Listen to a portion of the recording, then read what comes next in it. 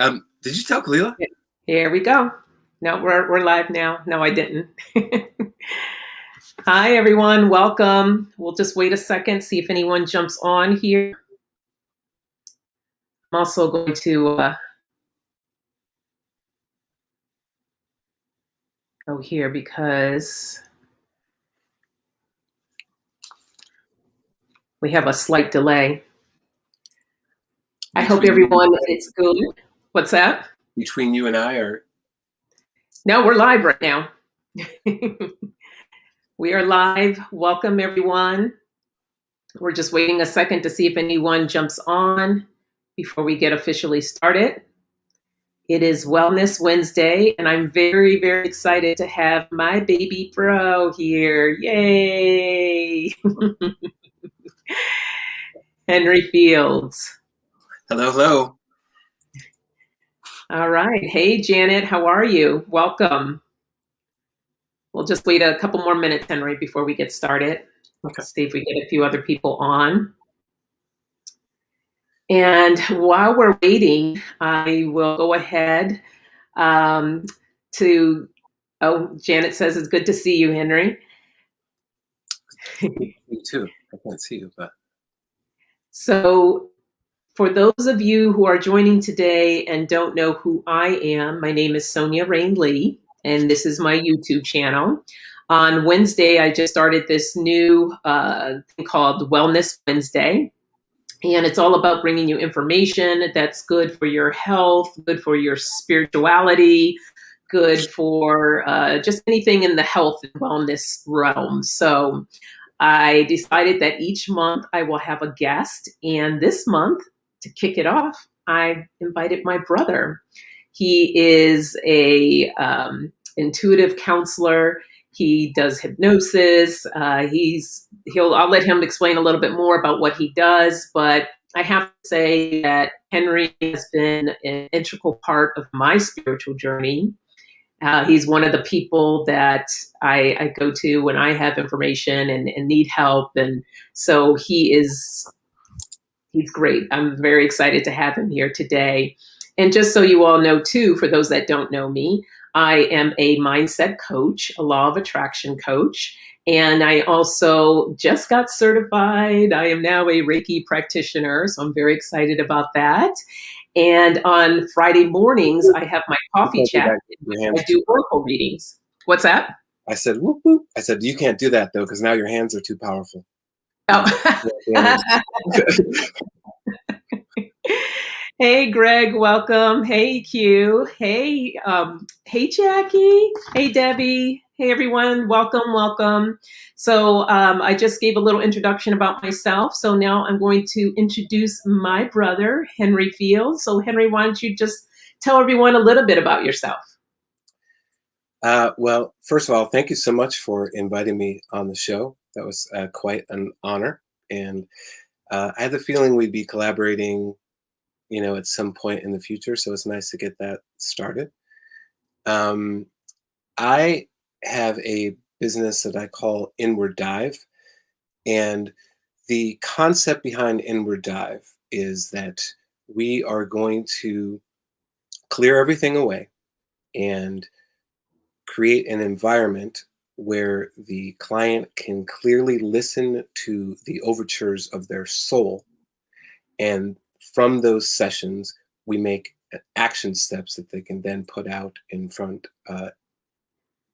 bring into their life. So the process will be about identifying how the soul speaks to that person, and then zeroing in on the chatter or the obstacles or the belief systems that they have that are incongruent, and then taking action steps to bring in their more essential nature into their life.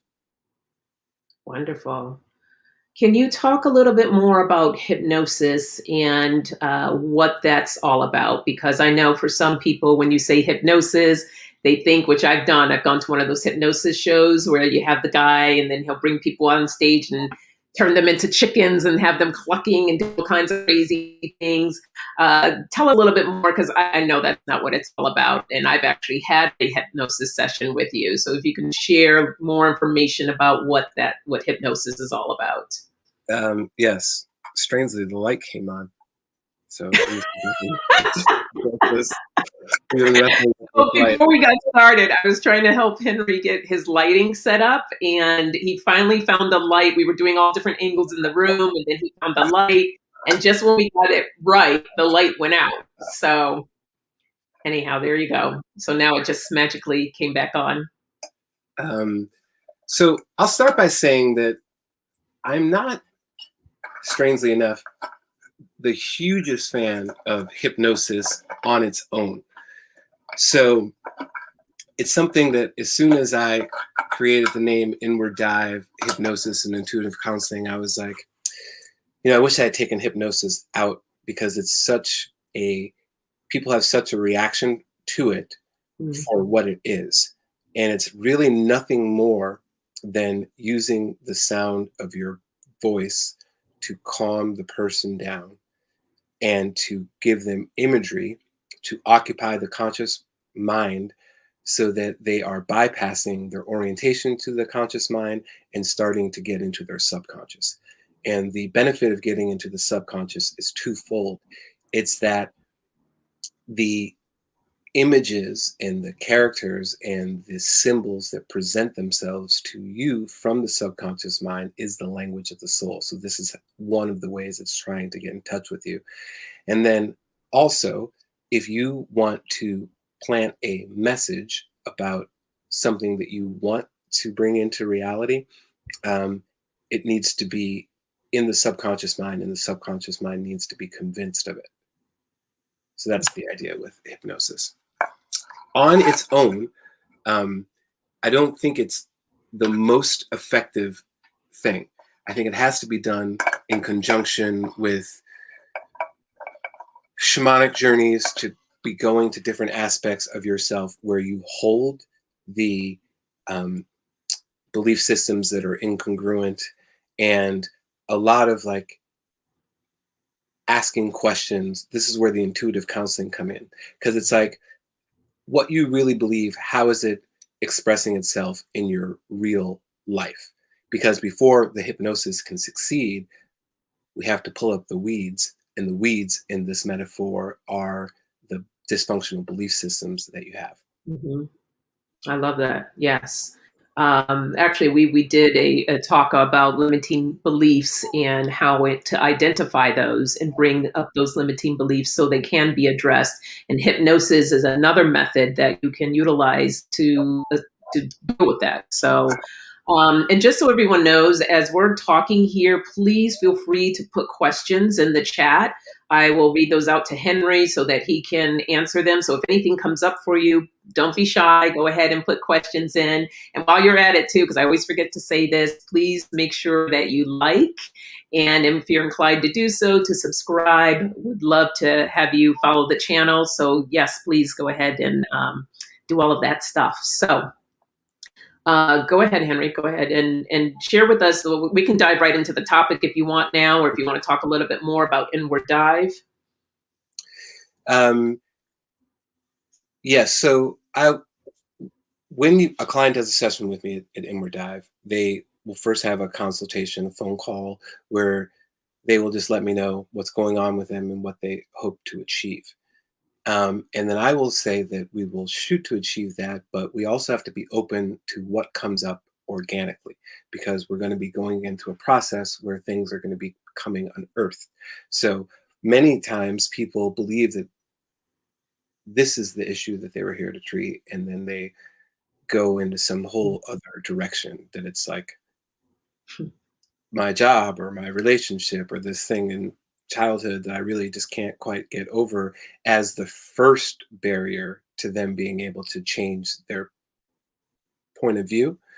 So I am a big fan of binaural beats, and binaural beats are when you listen to a headphone and you have a different frequency coming into each ear.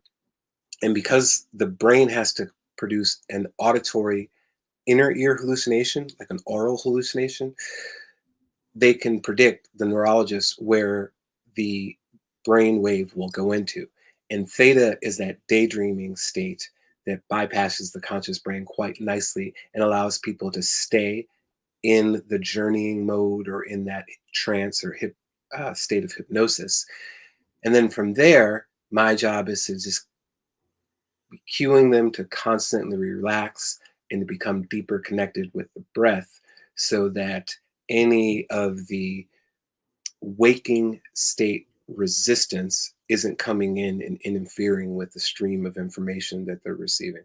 Because when you aim consciousness, so if you're saying to source, I'm ready to deal with an issue now, and put yourself in that state of vulnerability and bypass the conscious mind, it's going to give you the answers that you're seeking 8 times out of 10.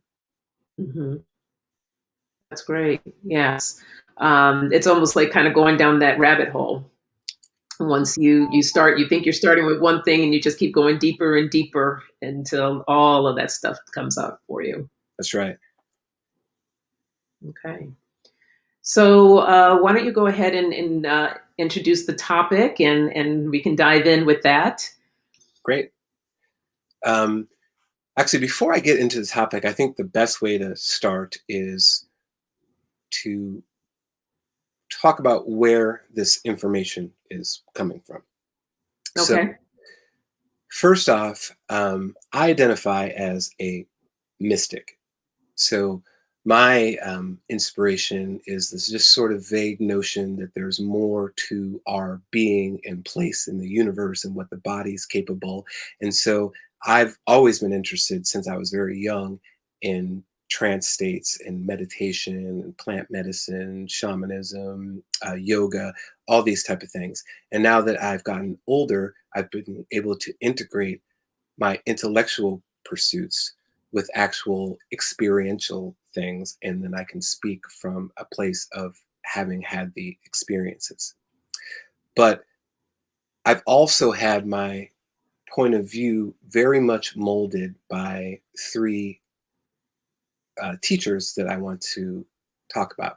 One is Sevan Bomar. His name is spelled SevanBomar, and he wrote a book called The Code to the Matrix. And he has a great body of work on YouTube, and he also has a separate online presence with University, which is just teaching occult knowledge and esoteric teachings, and it's incredible. And then Brother Panic, who is has a huge volume of occult lectures online, and I've studied with him directly, and he's incredible. Now, I've referred a lot of people to him, so the disclaimer is a lot of people can't get past his personality or the way he speaks.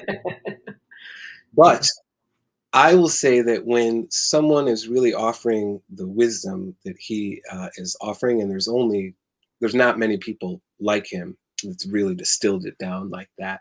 I would definitely say try to get past it and plug into some of him. And then there's a younger guy now I really quite like who also studied with Brother Panic, and his name is Tico Trav, and he has a channel called LV77. So I'm going to put those three names out there as people that you can look in and check out some of their videos. And I want to reference Bruce Lipton, The Biology of Belief.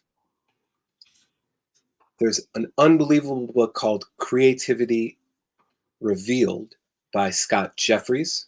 And he takes the whole process of what states you have to get into to increase your creativity and what creativity actually is. And he takes a very lofty topic and displays it in a very succinct and clear way. So I really appreciate that book. And then finally, the complete Enneagram, The 27 Paths by Beatrice Chesnut.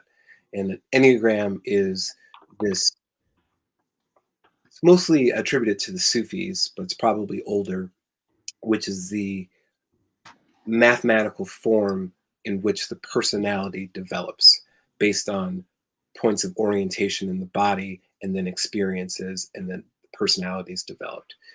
And it's a very, very useful tool with seeing how your personality is telling you the same story over and over again. And if you want to get beyond it, kind of reverse engineering the structure of the Enneagram is very, very useful. So Right. that's where I want to start. I want to make sure we get these names from you, Henry. I'll get all the information so I can post it in the description after we're done with this channel. So if anyone was interested in all the names, I typed some of them in the chat, but I will get a list from you and the books as well, so I can go ahead and put that in the description for everyone. Okay. Okay, great. So that's where I wanted to start it, with where the information's coming from. And then the next place I wanted to go was actual definitions. So the title of the talk today is Integrating Aspects of the Psyche for Creativity and Healing. And in this case, I'm not so much referring to somatic healing, but sometimes that happens when you start to do the other type of healing, which is a psychospiritual healing. So I'd like to define it as when we're moving from a limited and inherently flawed perspective towards more expansive layers of consciousness that are more balanced, giving us more equanimity, and then therefore getting us closer to the truth of who and what we really are. Now, the truth be told, when the soul is plugged into a body, it can't perceive the whole. So it can't ever really see the truth of who and what we really are. But we can get closer by developing practices that allow us to step away from our persona and into altered states of consciousness that are larger. So that's how I'd like to define the healing. The reason that I say that that perspective is inherently flawed is because of where we are. We're on the earth. And when I'm studying spiritual and philosophical systems, I look for similarities. And the Gnostic texts, the yoga philosophies, Western occultism, they all, in the Kabbalist, they all sort of say that the universe comes from the higher realms and then spirals down by lowering its rate of vibration until it crosses an abyss, and then consciousness is disconnected or forgets the higher realms. And here is Maya or Malkuth, the illusion. So why it's impossible to have, or why the perception is already flawed, is because energy is moving, it is a continuum, yet here it's very much appears to be solid matter and we appear to be separated. So the illusory nature of is much more prominent here. So that's first of all. And then second of all, the way we experience sentience here, which is the skin and the sense organs are taking in something that then has to be interpreted by the brain in order to have a subjective experience. In that, there's a latency, right? So we have an illusion that's interpreted in sentience through a hallucination. And on top of that, there just seems to be an angst that comes with yoking soul to matter. The Enneagram says that when soul yokes to matter, it will orient itself to one of three areas of perception. And each one of those areas will have a primal aspect. For instance, if it's seeing mostly through the head and the intellect, it's going to experience fear. If it orients itself through the gut, it's going to experience anger. And if it orients itself to the heart, it's going to experience shame. So long before we even end up on the therapist's couch complaining about our parents, there's already a glitch of a fundamental angst that's just coming with the fact that spirit's yoked itself to body. So for those three reasons, I say that we are having an inherently flawed and small perspective. And that healing comes when we move away through that, through greater, greater consciousness and awareness, balancing our energy and having more equanimity. Okay, so that is the healing. When I say creativity, I am referring to a very specific process, and that is which or when someone can go deep inside of themselves and mine the primordial darkness that's within and pull out the light. And the light might be flashes of inspiration, knowing something that you didn't know before, transmuting pain into light, um, something artistic. But first, there's the transmission that came deep from within. Then there is the discipline to distill the information. And then there is the courage to move past the inner critic or what someone might think and convey that information for the benefit of yourself and your community. So that's my definition of creativity. Okay. When I say psyche, I have to reference 2 points of origin, and that is the psyche of the individual. And that will be the container in which mind and spirit is yoked to a body and therefore having a subjective awareness, right? That structure. But then also the structure of universal mind. The Hermetic principle says that the mind is all and the universe is mental. So therefore, everything that's happening, of how we put thought in motion, the universe put thought in motion to create the larger structures. So somewhere along the way, the nothingness, there was an explosion or a sound or a vibration or an ohm that started to simultaneously expand and to organize itself by subdividing itself into specific structures that can be seen throughout the entire cosmos. So we have a little brain, big brain. And as a matter of fact, science is now saying that the two most complex structures in the universe are the human brain and then the cosmos itself.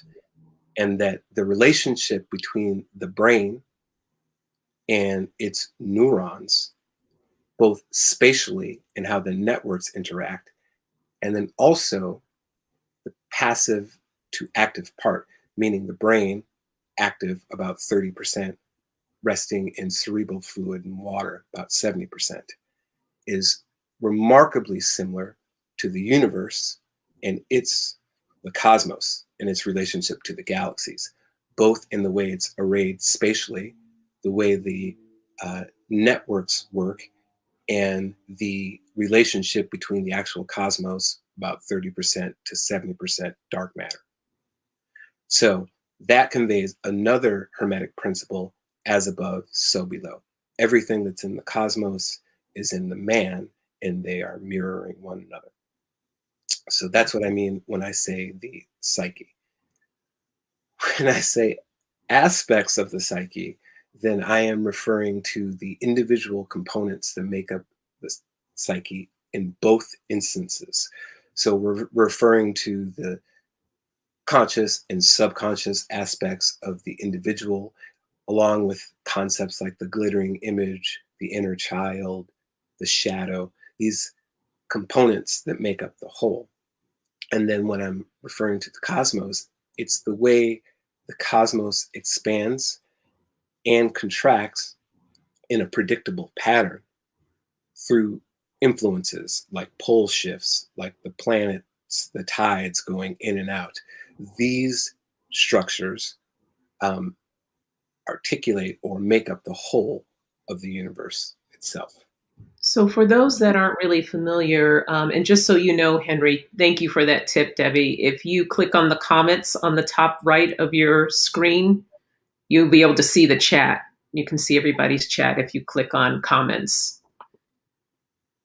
You see there? Mhm. Hey, David, welcome. David Kane's here. He says energy balance and management. Yes, sir.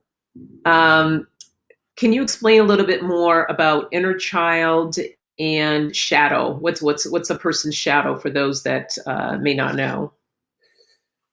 So when a child is developing, they are completely dependent on the people that they're in relationship with.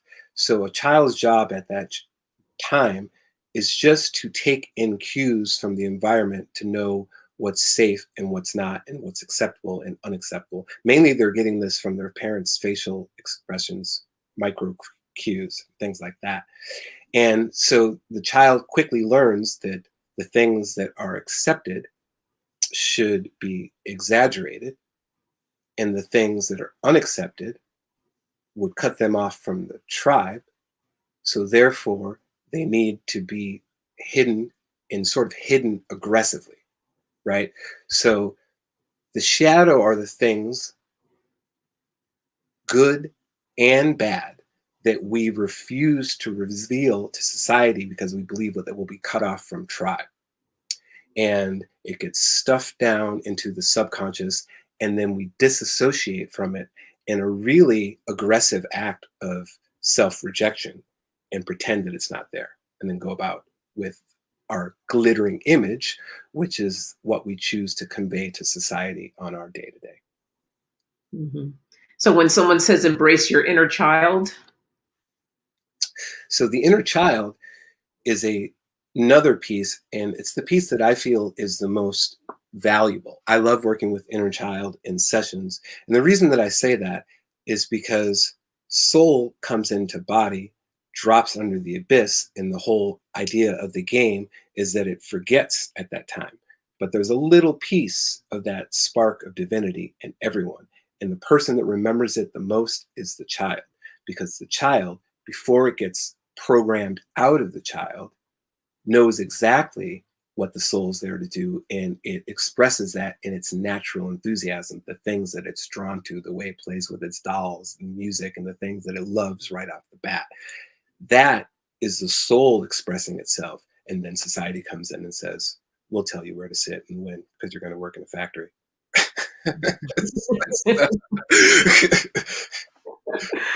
David shared a couple of comments. He says the cosmos and human psyche align in the pineal gland to form a sort of gateway to this notion of universal intelligence. And then he also shared that the inner child is an individual's childlike aspect. It includes what a person learned as a child before puberty. Yes. Great. Thank you for that. Explain a little bit more about your shadow and what shadow work is all about too. So shadow work will be when you are, in a way, reparenting yourself, right? So you're going to get the cues from the inner child, because the inner child will be the one that has the keys to what the soul came here to do. And you will have to go into your shadow and see what aspects of yourself that you're repressing, and get in right relationship with them. It's not that it means that everything in your shadow needs to come out, but you need to understand that it's an energy, and it can't be denied. So it has to be integrated into your psyche in order for you to become whole. Because if we're looking at this, which is why I use the word structure, is something that's already divided when it comes into being, and then further divides itself when it starts to disassociate. Our job for healing is to start to put the pieces together to become more whole. So shadow work is nothing more than embracing the parts of yourself that you've denied. So there's sometimes people think that when they're doing hypnosis with channeling and shamanism, that it opens you up to spirits and things of that nature. How would you address that? Well, I think it does, but I think that we need to have a mature definition of what spirits are, and that the universe is nothing but energy, and energies that are governed by principles. Human nature has the need to personify these principles and to call this one good and this one bad. But really, when your job is to balance yourself, the fact that you're unbalanced suggests that you need to be plugged in to one of these frequencies that are around you to balance yourself. And it's not going to be the same one for every person, right? So if we take away duality and we take away personification, we're just energetic beings that are swimming in a sea of frequencies that also have energetic properties, calling in energies to balance us in a way that's healthy. What are some steps that people can take for personal development in helping to integrate, when it comes to healing and creativity? What are some things that they can do on their own that would help them? Um, I'm going to go into good detail on that at the end. Okay. I'm going to end with the steps there, but I'm going to bookmark that question. If that's all right. Sure. Yeah. So we've now defined healing, creativity, the psyche and aspects. And then finally, integration is the process by taking the smaller components and taking ownership of them or becoming more aware of them in order to be whole.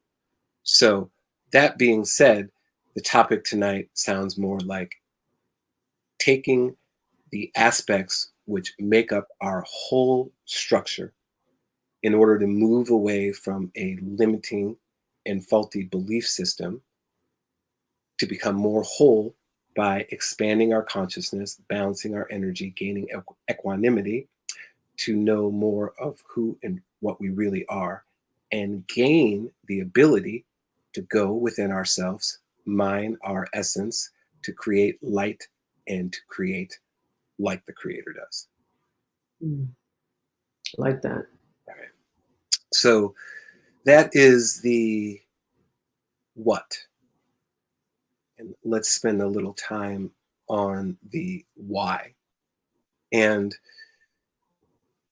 this is a very deep spiritual mystery, the why, right? It's like a cosmic joke that the universe seems to be engaged in this eternal game of hide and seek with consciousness.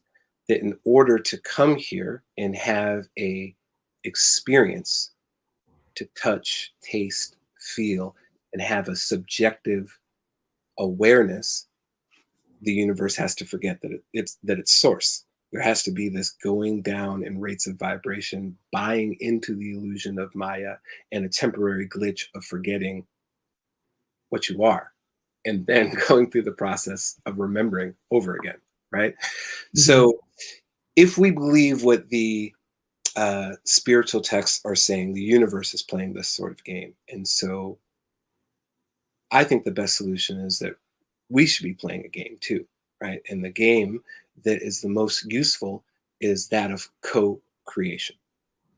And in order to co-create, you have to level up your consciousness, right? And so we have 4 levels of consciousness.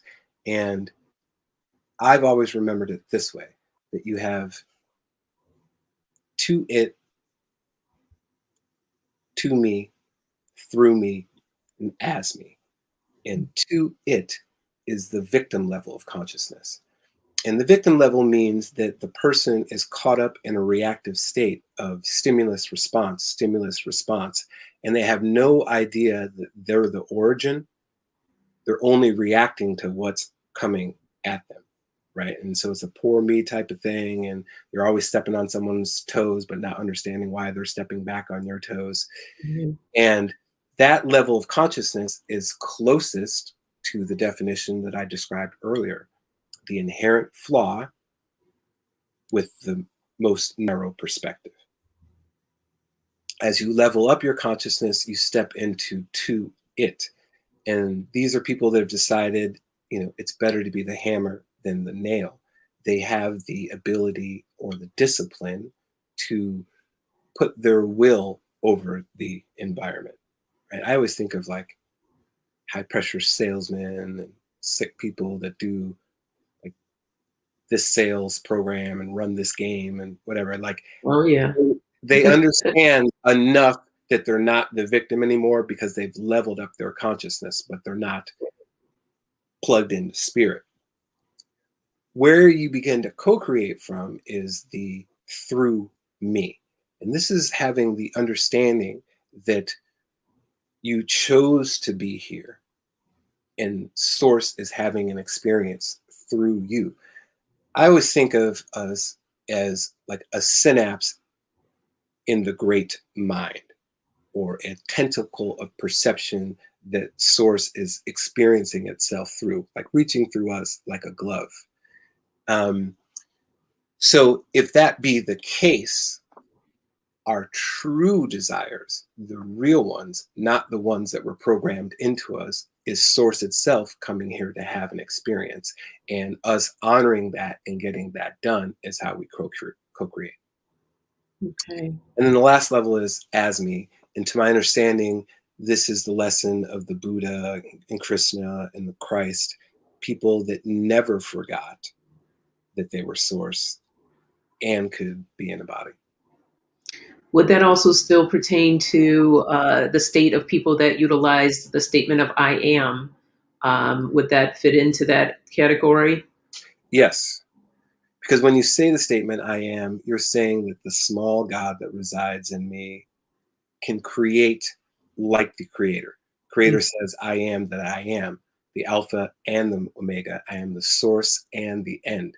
So when you're plugging into that consciousness, you're saying, well, that flows through me. If I be a drop in this ocean, then those principles are at my command as well.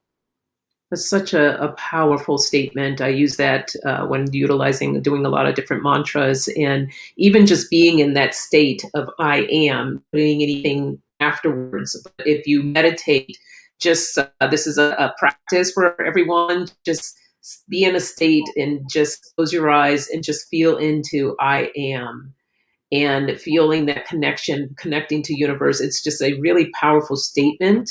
You can use it for other things as well, but just the simple statement of I am is a really powerful technique or meditation to get into. And there's plenty of meditations out there too that you can utilize with I am. I just want to share, David says, hey, Ronald, welcome. David said, the power of positive energy seems to manifest itself in our basic human thoughts. So we must carefully manage these thoughts because they manifest. Absolutely. Thank you for sharing that, David. Yeah, David, I'm in full agreement there. Um, the lecture that I mentioned, Bruce Lipton, The Biology of Belief, he really to Wait, I'm sorry. David said he's a high power pressure salesman. Uh,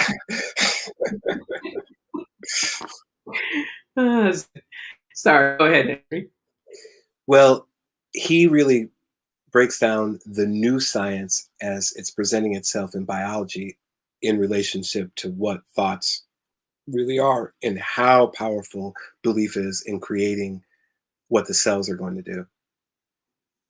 Okay, nice. So, So that touches on the why. And so now we'll get to the how. So okay.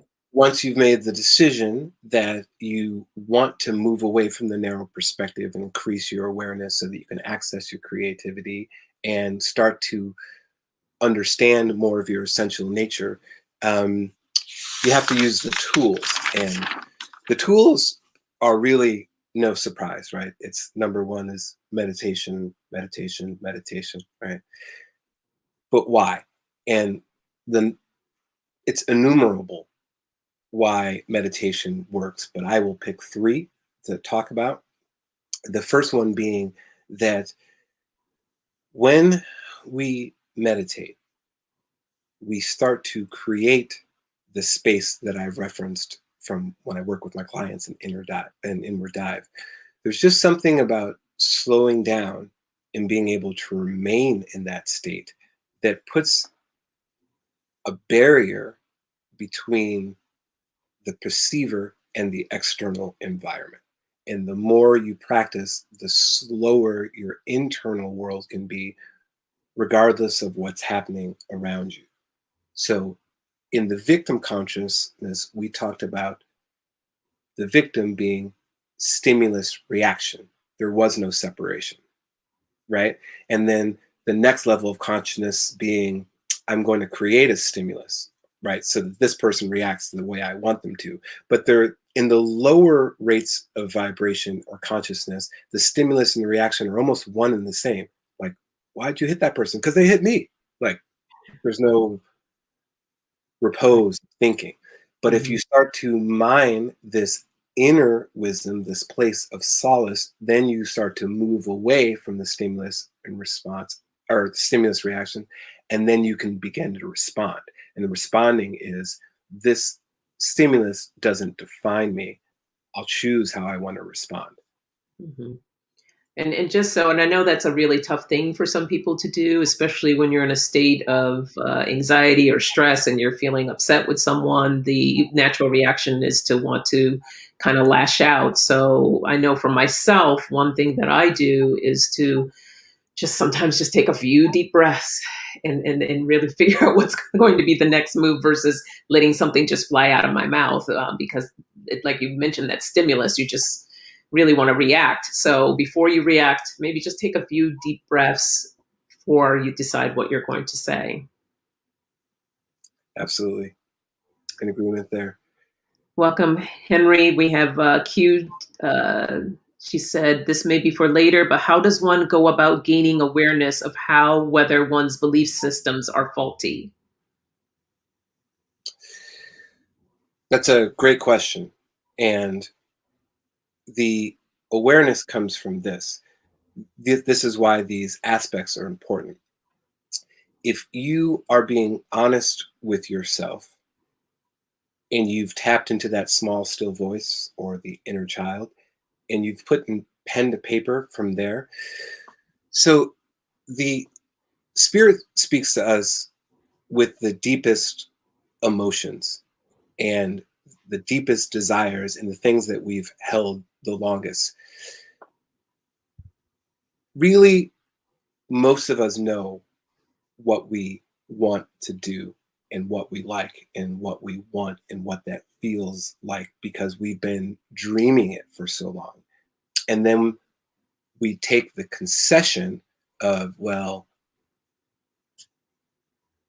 this is what was available to me, or I had to make money, or I had to do this, right? So there will be a feeling of incongruence with the belief systems that are rooted in things that were kind of programmed into you and taught into you and your essential self.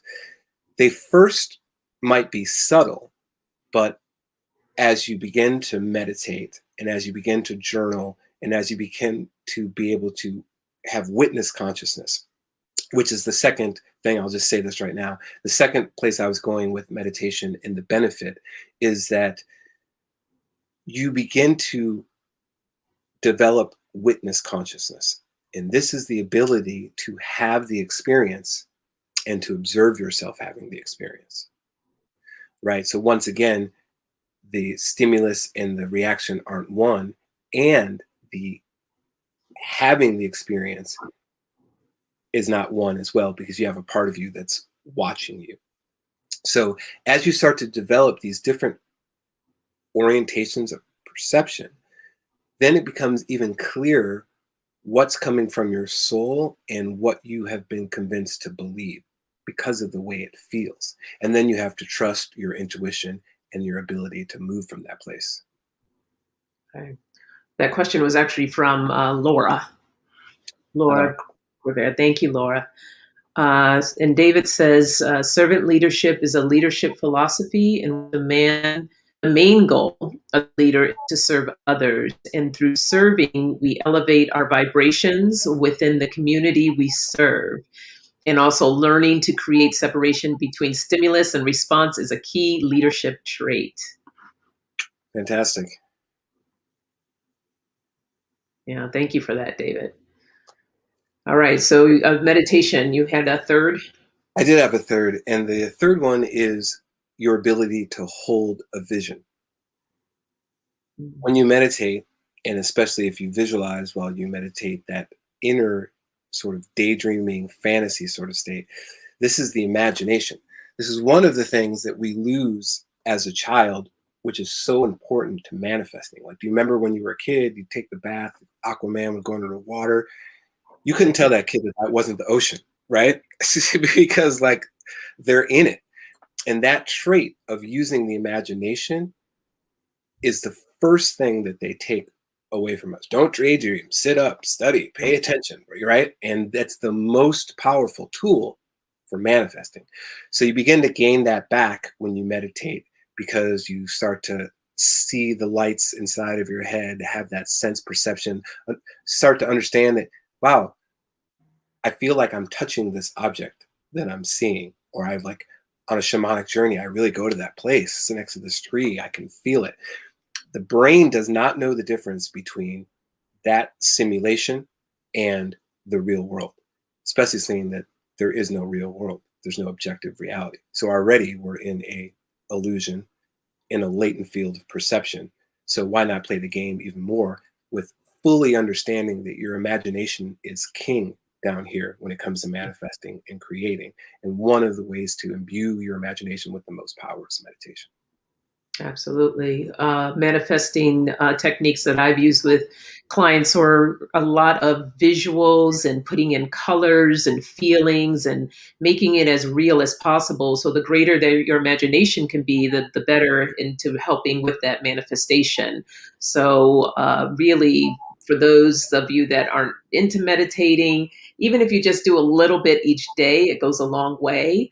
But when you're manifesting, this is where journaling comes in as well. Get very descriptive, write it all out. Those stories that we used to write, these creative stories, get real creative, make it come alive. This is all part of one process of manifesting what you want to bring into your life. So Right. Pen to paper, very, very powerful in manifesting. it's a powerful tool, very powerful. I use it for gratitude as well, and keeping a gratitude journal and writing down what we're thankful for, because being in a place of gratitude is what opens us up to a lot more in life as well. So number one, so we went over the what, the why, and now we're doing a how. And the first one was meditation. Second one is breath work. And breath work is important because if you can really learn how to take a nice, deep abdominal breath, it completely relaxes the central nervous system. And you can master how the glands are going to work, namely, getting the adrenal gland not to give the cortisol and things like that when it's in a reactive state. The way to just shut that down is through breathing. And it's super important. Another thing is that with spreading chi or pneuma or spirit throughout the body in its entirety, the vessel or the organ, the process that takes it there is breathing. So even in those meditative states, when you're trying to hold a vision, you're pulling in light to, Dave mentioned the pineal gland earlier, to have that light up and hold that vision and also be able to remain still and static. And it's the breath that's going to allow you to do that. And then when you are going from the physical to the astral, the emotional body, traveling in these different realms that envelop your physical body, it's the breath that's the vehicle to take you there. So breath work would be number two. Mm-hmm. Right? Number three is the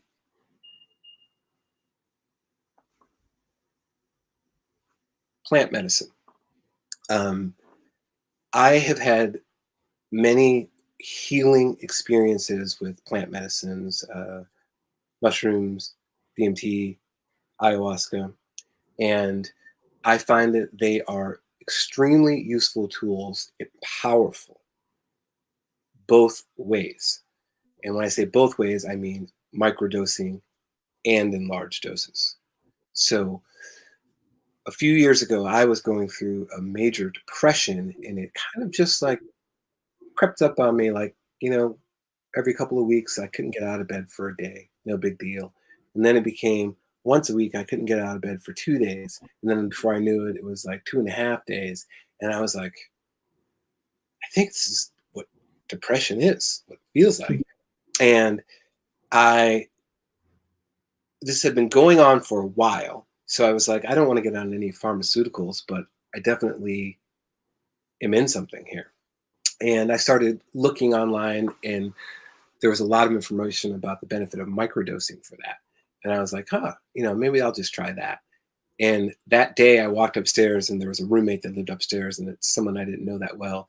He's like, "Hey man, you want some mushrooms?" And he like, it wasn't even like that he wanted mushrooms. He had them all prepared in capsules. So he just reached in and gave me a handful, and I had my microdose regimen.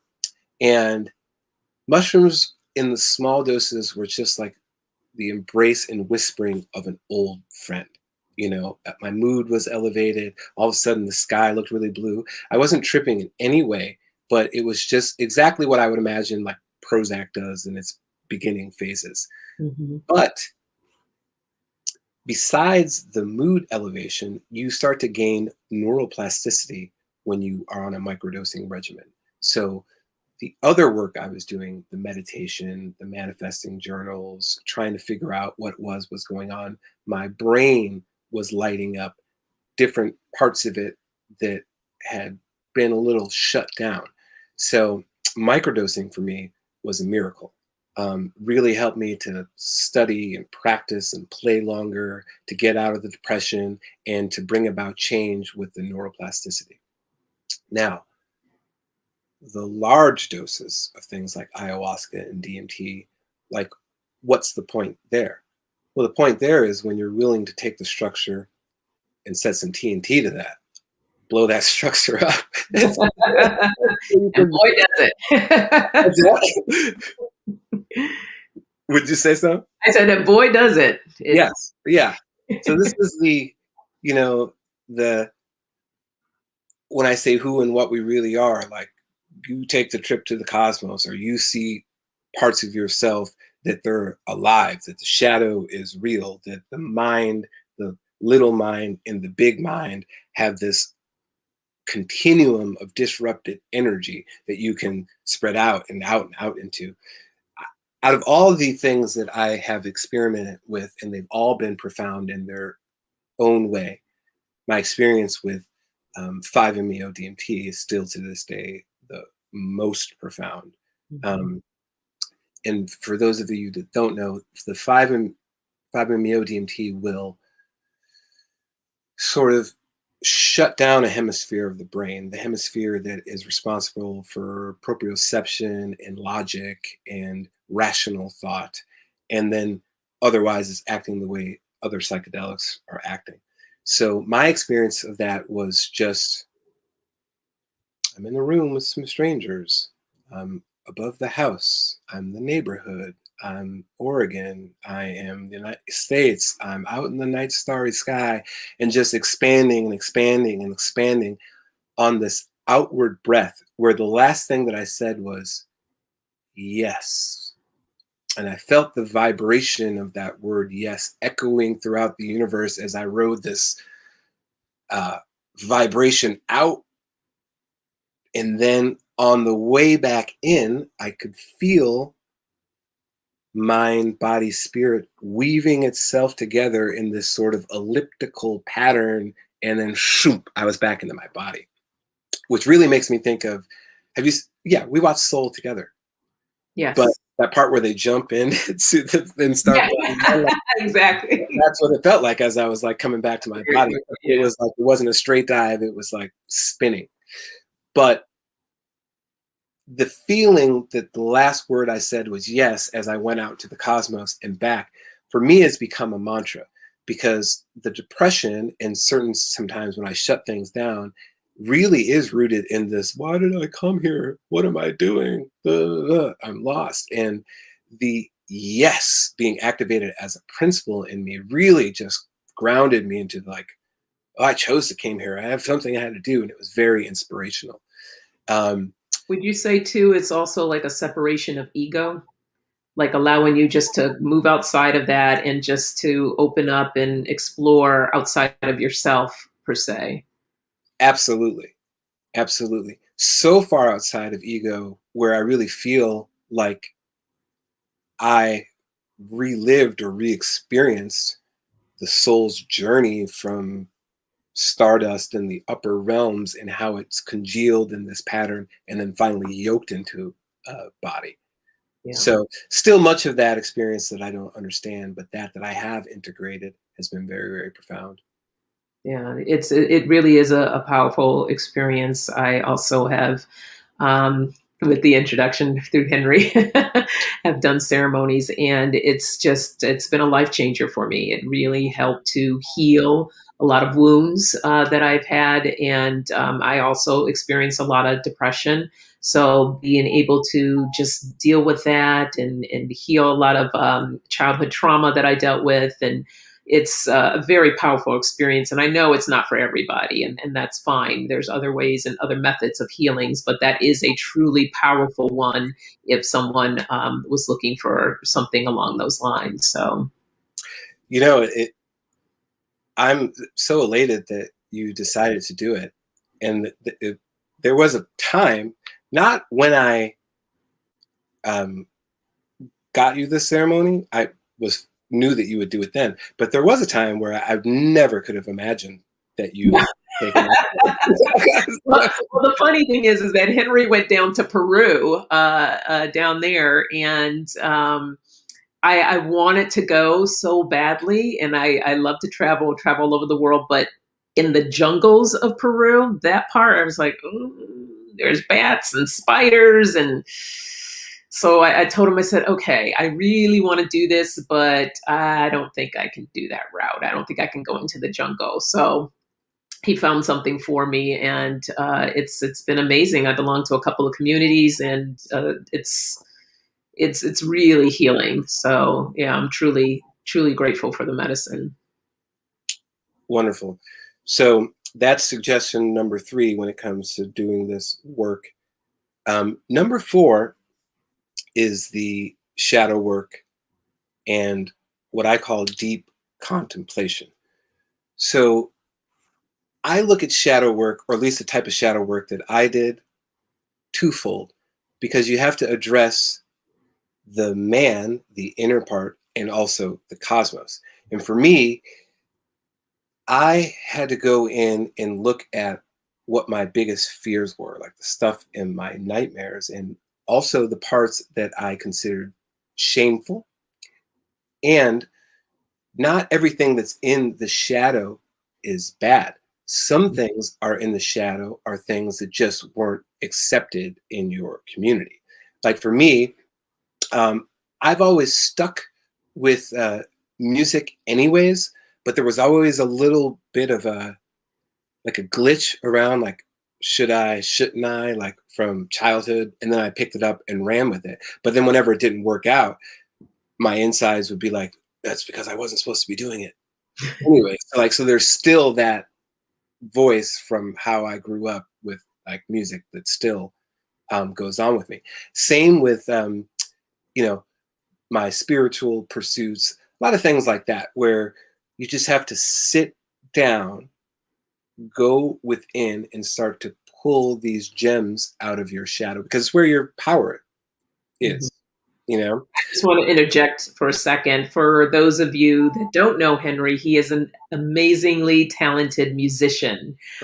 So he, the way he works his spirituality through his music is unbelievable. So definitely look him up and check out some of his music. But I just wanted to let people know about that. So continue. Um, so I did this thing where I would meditate, and I call them like, dark side meditations or nighttime meditations, where I would just allow myself to go down into these abysses of nightmares, things that I was ashamed of, and just experience them and then work through them. And then I also had to get this. I had this sort of glitch, especially when it comes to like, okay, law of attraction and manifesting, where I just couldn't get over, okay, I kind of get it. Our thoughts create our reality and blah, blah, blah, blah. But, you know, every 30 seconds, some girl's abducted off some cruise ship and now she's a prostitute in Tijuana. You're telling me like her thoughts did that? And I just couldn't get over it because I was like, some of this does seem to be random. It can't be the individual creating their reality. And then where I ended up with that is one is humility, right? Like, I'm the small brain, not the big brain. I'm not the creator. I don't have this all figured out, and I'm not going to. Some of it's a mystery, and I have to be at peace with not understanding all of it. So the first big bite I had to take was that of humility, and that's what I found there as I was doing the shadow work. And then I also like started to get into the greater agrees with the lesser. So when you look out in the cosmos, the universe is mostly ambivalent, but there always just seems to be this spark that can always create and is propelled forward. The universe is infinitely expanding. You know, the lion eats this deer, but this deer escapes, and on and on and on and on it goes. And so I really started to feel the solve of understanding that even in the darkest of stories, that the universe had time, maybe over lifetimes and incarnations, where everyone is redeemed and everyone is eventually brought into the light. At least that's the story I tell myself. And that's how I felt in those moments when I was doing those shadow work, that the individual has time to pull and work through everything they need to know to experience their own inner divinity. And the macro and the way it's set up has infinity all the time in the world, so that everything is moving forward. And I've come to define that creative spark, the fact that the universe is mostly ambivalent because it's mostly duality. Yet from that darkness, a spark, light emerges from darkness. It keeps propelling itself forward. And to me, that spark is love. Hmm. Well, that we have a couple comments here. Hey, Constance. Hi, Seth. I love David's information he's sharing. The I don't know if I'm going to pronounce this correctly. The Fibonacci sequence in golden ratio maximize energy flow. This can be seen in the path falcons fly when approaching their prey and the way plants grow. Mathematics and spirituality intersecting. They said entropy. And then, can you see the comments? Yes. Okay. And then the second law of thermody. Help me pronounce that word, Henry. Thermodynamics. Thank you. Dynamics say that entropy always increases with time. And then Sarah has a message for you. She's grateful for you. He's an amazing person to help guide. He is very knowledgeable and has a gift. Glad I was able to be here tonight and listen. Very insightful. Thank you for that, Sarah. Yeah. Yes, Sarah. Thank you. Yeah, he's great. I love how we connect now. There was a time in our lives where we did not get along at all. Is that how you define it? That's a whole. I remember holding to your leg and wanting to play. Is that what you call not getting along? Nice. We'll put that. We'll put a pin in that. Anyhow. Come on, Sonia. I want to play. Yeah. So, just a couple more on this list. The last one is about creativity, and this is channeling, and it's the last one on the list. And so, how I've come to understand channeling is when you want a big spark of inspiration or understanding or knowledge, then you are going to hone a frequency so that you can perceive the frequency for this knowledge or information. So, because we are sentient beings in this never-ending field of information, the frequencies are all around us. And Our conscious brain mostly pushes them out, but they're still there. So, what is the act of channeling then? The act of channeling is to become a channel and to direct one of those frequencies and to engage with it.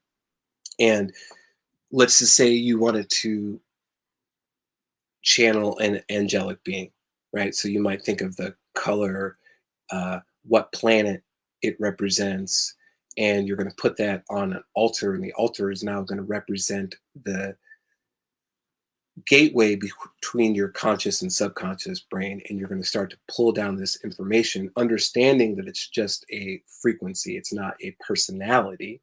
And the real magic happens when it's you plus the frequency, because now the frequency is animating your unique thumbprint, like that spiral that's you, that array of stardust, and then you're getting the information from it.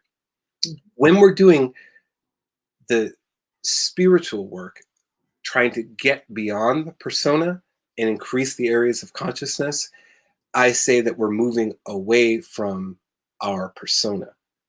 But when we're channeling, at least for the act of creativity, what you want to animate is what makes you unique. So, my very first experience with this is when I was like 11 or 12 years old. And I tell this story. It's when I first heard Jimi Hendrix. I put the headphones on and I sat down and I listened, and it was like as if I could not contain the frequency, and the walls started moving, and I started having when I was seeing colors in my third eye. Mhm. And I'll never forget that experience because it was a couple of years before I ever tried a psychedelic, but it was a psychedelic experience. And there's a phrase called Shaktipat, and this is when a guru initiates a disciple by giving an aspect of his kundalini to light the flame of the initiate. And I always say, like, yeah, Jimi Hendrix gave me Shaktipat through the headphones that day because it awakened in me this desire.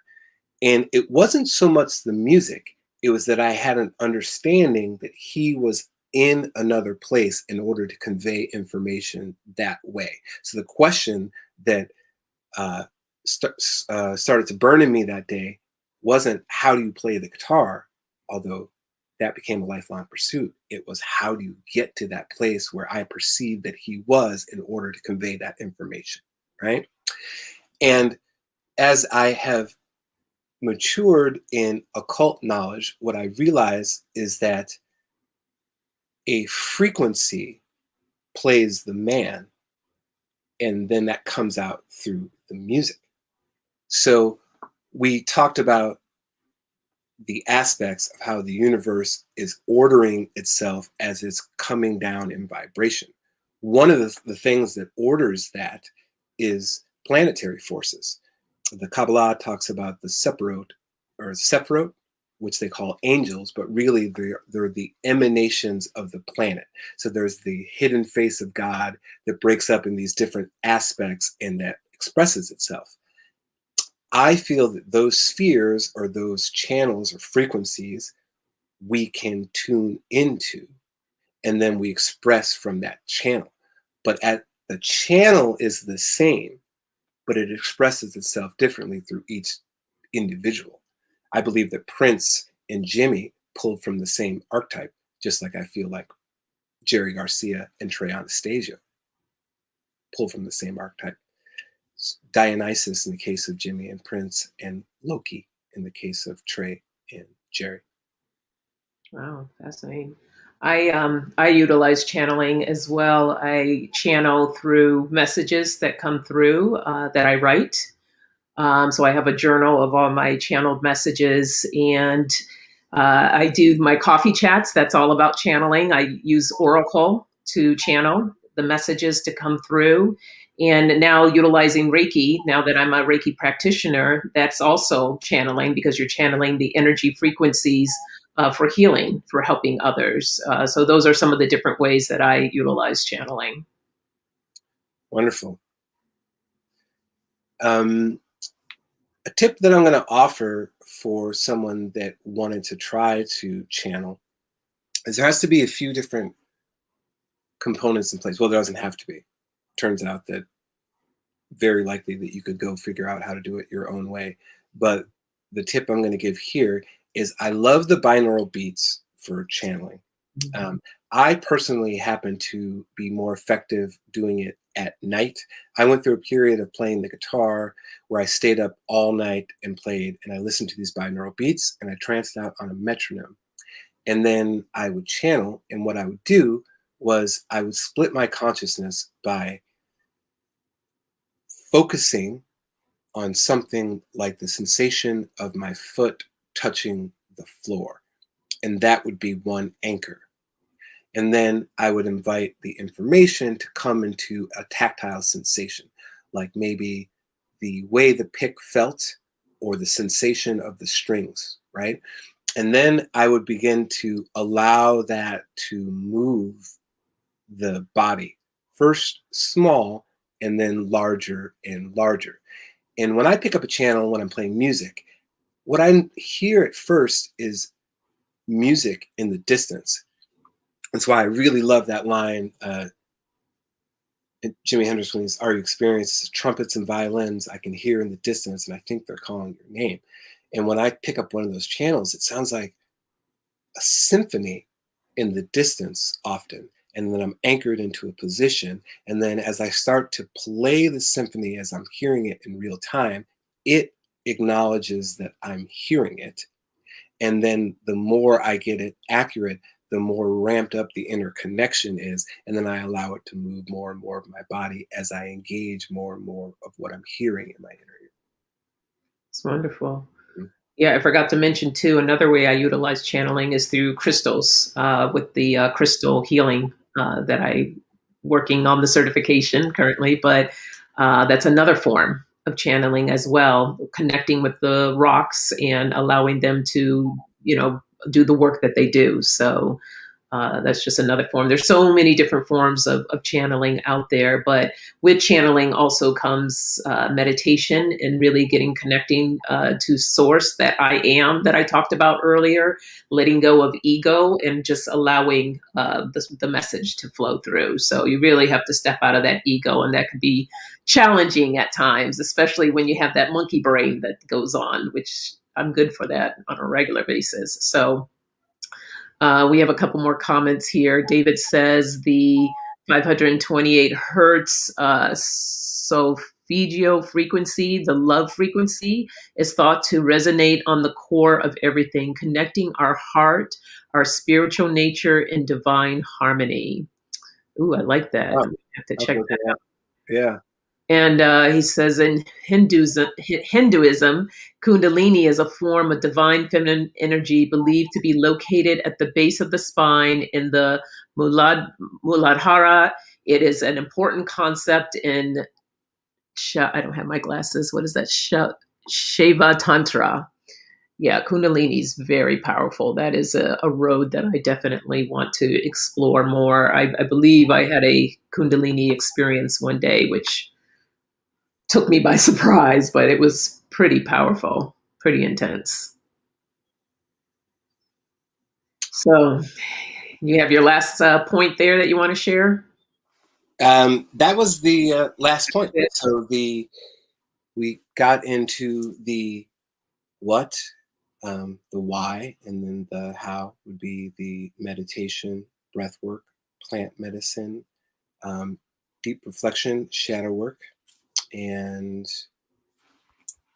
channeling. Yeah.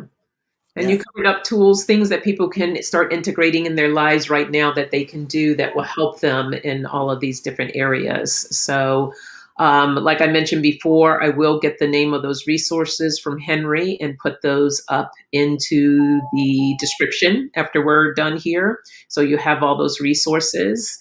And Henry, you also have something that you want to share? Promotion? Oh, yes. So anyone that is on and actually now or that watches this later and are interested in doing sessions with me, my sessions are normally 165 for the individual sessions, which run about an hour and a half to 2 hours, or 600 for a 4-session package. And those be 4 sessions and 2 integration phone calls. But if you're on the call today and you want to try it, we can do a individual session for 110, and we can do a package for 400. All right, that's a great deal. What's the best way for them to contact you? Texting 310-804-6565. And let me put that up here.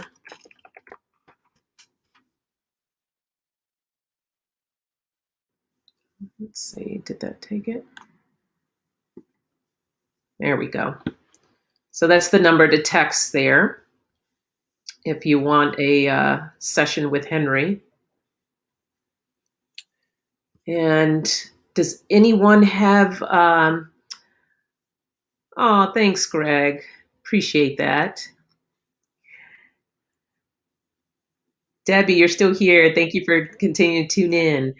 Okay, so any other questions before we close out? This was a fantastic information that you shared, Henry. Thank you. Whenever I have questions or I don't understand something, my brother ended up with the intellects, the spiritual intellects. So I run to him. I'm like, okay, what does this mean? And this is happening. What do I do with this? And so he is a fountain of knowledge. So I'm so grateful that you came on today. Thank you so much, Henry. I so appreciate you. Great. Love you, bro. No questions? We're wrapping up? Great information, says Janet. Ronald says thank you. And I think that's it. So that's a wrap. What a great sibling dynamic. Much gratitude to you both. Oh, thank you, Pamela. It wasn't always that way, I have to say. My Henry would like to say it's a miracle that he's still alive today. Tell the people that I wasn't the origin of this, though. I just wanted to play and be your loving brother. Okay, so let me just quickly tell you that, I work, there's a 3-year age difference between us. So 3 years on this earth, I'm the queen of the house, right? I'm the little princess at that time. I was a princess. So everything was about me. Now here comes this baby and everybody's like, oh, look at him. He's so cute. He's so cute, blah, blah, blah. And well, that did well with me. Bring him back. Yeah. So I was like, how can I get rid of this kid? He's stealing the show. Oh, good, Constance. Yes, please. I would love for you to watch from the beginning. All right. But yes, now we've gotten past all that. We're good. What'd you say, Henry? I said, okay. Well, thank you so much for everyone that tuned in. And once again, very honored that you asked me to come on, and it was a pleasure. All right. Thank you so much. Thank you for everyone for tuning in. Don't forget to like. And then this Friday at, what time am I on? 8:30 a.m. Pacific time, 11:30 a.m. Eastern time is my coffee chat. And that's where I will be channeling, doing my oracle. So would love for you to tune in for that. Otherwise, I'll be back here next Wednesday for Wednesday Wellness. And I'll have another guest in March. I'll have a guest. I'm working on that right now to have someone to bring some more really good information to you. You can follow me on Instagram. I can keep you posted there. It's just my name, Sonia Rain Lee. So thank you so much for tuning in, and I hope you all enjoy the rest of your week. All right. Bye.